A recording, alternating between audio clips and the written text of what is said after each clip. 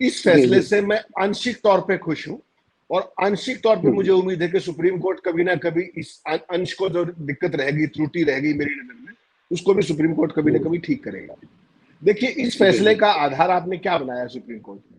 ये जो फैसला है यूसुफ जी, ये हिंदुस्तान के जो लोकतंत्र की जो आज स्थिति है उसमें आंशिक मील का पत्थर साबित होगा, ये मुझे कहने में कोई गुरेज नहीं है। और हल्का सा, ठंडी तो नहीं लेकिन सुहावनी हवा का एक झोंका जरूर आया है। अगर इसकी बारीकियों में अगर आप जाएंगे तो टेक्निकली और लीगली सरकार ने ये कानून बनाया और ऑर्डिनेंस के जरिए लाए कि सीबीआई और ईडी के डायरेक्टर्स 5 साल तक अपने पद पर रह सकते हैं। अगर वो अध्यादेश ठीक है, सरकार, ये सुप्रीम कोर्ट ने, कि आज की बेंच ने कहा है, तो इनकी नियुक्ति गलत कैसे है? फिर इनकी एक्सटेंशन गलत कैसे है? समझना पड़ेगा ये।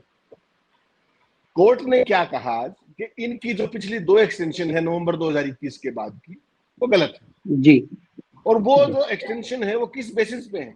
वो उस ऑर्डिनेंस के बेसिस पे तो है। तो नियुक्ति गलत कैसे होगी और ऑर्डिनेंस ठीक कैसे होगी?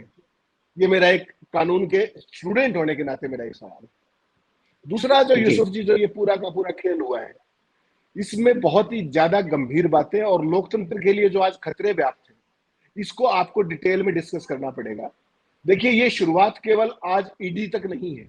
इससे पहले सुप्रीम कोर्ट ने, माननीय सुप्रीम कोर्ट ने महाराष्ट्र के गवर्नर की भूमिका पे उंगली उठाई थी, आपको याद होगा। उसके जी जी तुरंत बाद इलेक्शन कमीशन की जो स्थिति थी, जो चुनाव आयोग की नियुक्ति थी, उसको लेकर के रूल ही चेंज कर दिया सुप्रीम कोर्ट ने, और कहा कि जब तक आप जी कानून नया नहीं लाते तब तक चीफ जस्टिस भी उस पैनल में रहेंगे। उससे पहले जो आलोक वर्मा के सीबीआई डायरेक्टर के रहते हुए जो सीन क्रिएट हुआ आधी रात को, वो भी इस देश ने देखा है।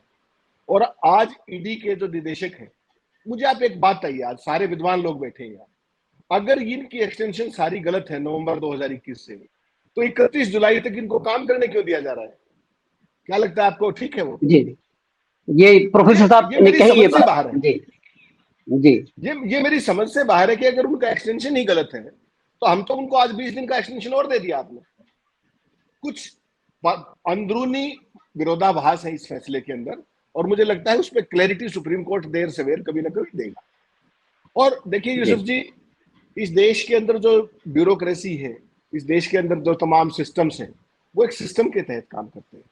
मुझे आप एक बताइए कि जितने देश के वरिष्ठ अधिकारी हैं, कोई स्टेट में चीफ सेक्रेटरी बनना चाहता है, उनके जीवन का कैरियर में वही चीजें हैं। कोई कैबिनेट सेक्रेटरी बनना चाहता है, कोई ईडी का डायरेक्टर बनना चाहता है, कोई आईपीएस है तो सीबीआई का डायरेक्टर बनना चाहता है।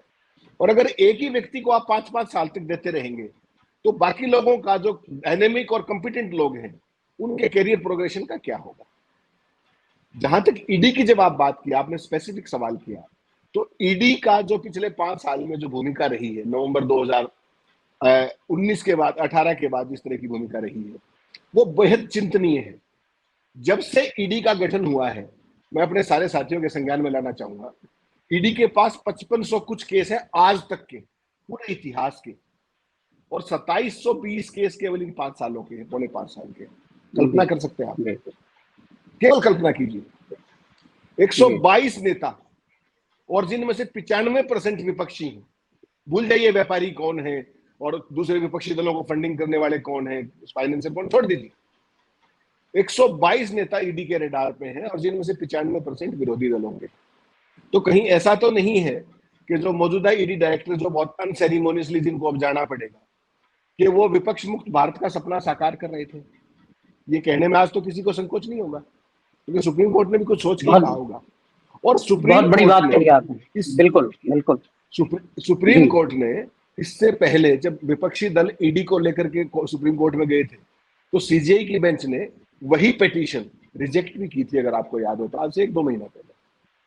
आज जी की जो परिस्थितियां हैं, ये पूरे देश के लोकतंत्र और सभ्य समाज के लिए सोचने की जरूरत है कि गवर्नर के पद की हालत क्या हो गई है, चुनाव आयोग की क्या हो गई है, सीबीआई डायरेक्टर के सामने जो सीन क्रिएट हुआ, और ईडी के डायरेक्टर की जो भूमिका रही। ये कोई छोटी बात नहीं है यूसुफ जी। बिल्कुल 1984 बैच के इंडियन रेवेन्यू सर्विस के अधिकारी थे अपने मिश्रा साहब। क्या वो, आज तो एक और भी चुटकुला चल रहा था कि उन्होंने ईडी में लॉन्गेस्ट सर्विंग उसका अपना एक टर्म का इतिहास दर्ज किया। जी तो मेरी तो चिंता ये थी कि मोदी जी इतने प्रभावशाली व्यक्ति को खाली कैसे बैठने देंगे? तो जैसे मिश्रा जी जो अपने क्या नाम है, जो पिछले चीफ जस्टिस थे, वो राज्यसभा में गए थे, तो मेरे को तो ये भी है कि इनको आप कहाँ यूज करेंगे, इनकी तो बड़ी भारी सेवाएं हैं। जी पूरे जी विपक्ष जी को निस्तना-बूद जिस तरीके से किया इन्होंने 5 साल, पौने 5 साल में, 4.5 साल में, इनको क्या पद देंगे आप? पद स्थापित तो करना पड़ेगा, पुनर्वास तो करना पड़ेगा। ऐसी प्रतिभा को आप जी खाली नहीं रह सकते, जिन्होंने सरकार को जी इतना उपकृत किया है, कृतार्थ किया है। लेकिन ये सब कहते हुए बेहद भारी मन से मैं एक बात और कहना चाहता हूँ कि जो पूरे देश के जो गवर्नेंस के सिस्टम थे, वो कहाँ चले गए? सुप्रीम कोर्ट ने आज फिर भी लाज बचाई है, फिर भी एक आंशिक राहत दी है पूरे देश को कि देश को डंडे के सहारे नहीं आंका जा सकता, देश को जेल के खतरे को दिखा करके नहीं आंका जा सकता। लेकिन क्या इसके बाद ये रुक जाएगा सब?